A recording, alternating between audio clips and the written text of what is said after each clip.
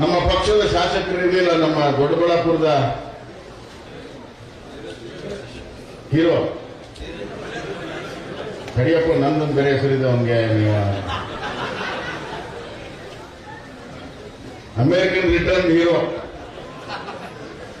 ಅವನೊಂದು ಬಿಟ್ಟರೆ ಮತ್ತೆ ಯಾರಿರಲಿಲ್ಲ. ಯಾಕನ ಯಲಹಂಕ ನಮ್ಮ ವಿಶ್ವನಾಥ್ ಅವರು, ಆದ್ರೆ ಮಿಕ್ಕಿದ ಕಡೆ ಇರಲಿಲ್ಲ. ಅವರೆಲ್ಲ ಏನ್ ಅನ್ಕೊಂಡ್ರೆ ನಮ್ಮೆಲ್ಲ ಶಾಸಕರಿಂದ ನಾವು ಬಂದ್ಬಿಡ್ತೀವಿ, ಬಂದ್ಬಿಡ್ತೀವಿ, ಹಣ ಖರ್ಚು ಮಾಡಿದ್ರೆ ಬಂದ್ಬಿಡ್ತೀವಿ, ಅಧಿಕಾರ ಇದೆ ಬಂದ್ಬಿಡ್ತೀವಿ, ವಿಧಾನಸಭೆ ಚುನಾವಣೆಗೆ 1 ವರ್ಷ ಆಗಿದೆ, ಗ್ಯಾರಂಟಿಗಳು ಕೊಟ್ಟಿದ್ದೇವೆ, ನಾವು ಬಂದ್ಬಿಡ್ತೀವಿ. ಎಲ್ಲಿ ಬಂದ್ರು? ಬರಲಿಲ್ಲ, ಮನೆಗೆ ಹೋದ್ರು ಅವರೆಲ್ಲ. ಈ ಚುನಾವಣೆಯು ಕೂಡ ರಾಜ್ಯ ಶಕ್ತಿ ಮತ್ತು ಜನಶಕ್ತಿಯ ನಡುವೆ ಸಂಘರ್ಷ. ಆ ಸಂಘರ್ಷದಲ್ಲಿ ಜನಶಕ್ತಿ ಗೆದ್ದಿದೆ. ಸುಧಾಕರ್ ಅವರು ಜನಶಕ್ತಿಯನ್ನ ಉಪಯೋಗ ಮಾಡಿಕೊಂಡು ಇವತ್ತು ಜನಶಕ್ತಿಗೆ ಜಯವನ್ನು ತಂದುಕೊಟ್ಟವರು ನಮ್ಮ ಡಾಕ್ಟರ್ ಸುಧಾಕರ್ ಅವರು ಅನ್ನೋಂಥ ಮಾತನ್ನು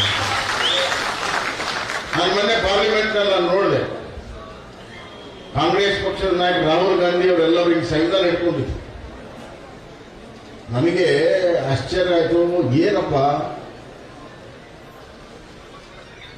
ನಾವು ಹಿಂದಿಯಲ್ಲಿ ಒಂದು ಮಾತಿದೆ, ಉಲ್ಟಾ ಚೋರ್ ಕೊತವಾಲ್ ಕೋ ದಾಂಡ, ಅಂದ್ರೆ ಕಳ್ಳ ಪೊಲೀಸನಿಗೆ ಪಾಠ ಹಿಡಿದ. ಸಂವಿಧಾನಕ್ಕೆ ದ್ರೋಹ ಮಾಡಿ ಸಂವಿಧಾನವನ್ನ ತಿರುಚಿ ಎಮರ್ಜೆನ್ಸಿಯನ್ನ ತಂದು ಎಲ್ಲಾ ವಿರೋಧ ಪಕ್ಷದವ್ರನ್ನ ಜೈಲಿಗೆ ಹಾಕಿ ಎಲ್ಲಾ ಪ್ರೆಸ್ಗಳ ಅಧಿಕಾರವನ್ನ ಮೊಟಕುಗೊಳಿಸಿ ಎಲ್ಲ ವ್ಯಕ್ತಿಯ ಸ್ವತಂತ್ರವನ್ನ ಹರಣ ಮಾಡಿ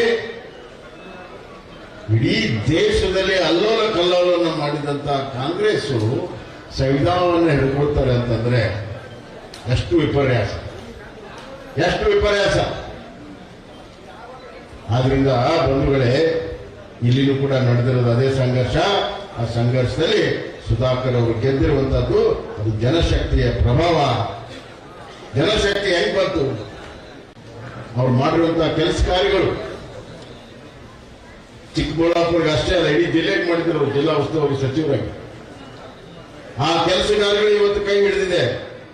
ಜೊತೆಗೆ ಇವತ್ತು ಬಹಳ ದೊಡ್ಡ ಪ್ರಮಾಣದ ಒಂದು ಗೆಲುವಿನ ಒಂದು ರೂವಾರಿಗಳಾಗಿ ಜೆಡಿಎಸ್ನ ಎಲ್ಲ ನಮ್ಮ ನಾಯಕರು, ಸನ್ಮಾನ್ಯ ನನ್ನ ನೆಚ್ಚಿನ ನಾಯಕರು, ಮಾಜಿ ಪ್ರಧಾನಮಂತ್ರಿಗಳು ಹಿರಿಕರಾದಂಥ ಸನ್ಮಾನ್ಯ ಶ್ರೀ ಎಸ್ ಟಿ ದೇವೇಗೌಡರ ಆಶೀರ್ವಾದ, ಕುಮಾರಸ್ವಾಮಿ ಅವರ ಮಾರ್ಗದರ್ಶನ, ಬೆಂಬಲ ಮತ್ತು ಇಲ್ಲಿ ಸ್ಥಳೀಯವಾಗಿ ಮುನಿಯಪ್ಪ ಅವರೆಲ್ಲರೂ ಸೇರಿ ಗಟ್ಟಿಯಾಗಿ ನಿಂತು ಮಾಡಿದ್ದಾರೆ. ಅದರ ಒಂದು ಕೃತಜ್ಞತೆಯನ್ನು ಕೂಡ ನಾವು ಹೇಳೋದಕ್ಕೆ ಈ ಸಂದರ್ಭದಲ್ಲಿ ನಮಗೆ ನೆನಪಾಗುತ್ತೆ.